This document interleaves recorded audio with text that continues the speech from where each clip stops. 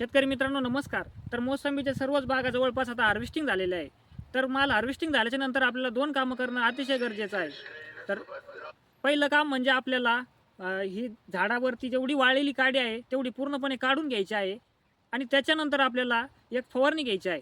तर फवारणीमध्ये आपल्याला प्रति 200 लिटर पाण्यासाठी एक कीटकनाशक, एक बुरशीनाशक अशा पद्धतीने फवारणी घ्यायची आहे. तर कीटकनाशकामध्ये आपल्याला क्लोरोपायरिफॉस 50% व सायपरमेथ्रिन 5% घटक असणारं कोणत्याही चांगल्या कंपनीचं एक कीटकनाशक घ्यायचं आहे प्रति 200 लिटर पाण्यासाठी 500 ml आणि त्याच्यामध्ये कॅल्शियम कॉपर कंटेन असणारं मोनिबोर्डो नावाचं बुरशीनाशक घ्यायचं आहे 500 ग्रॅम आणि मॅसेमिन नावाचं औषध घ्यायचं आहे 500 मिली.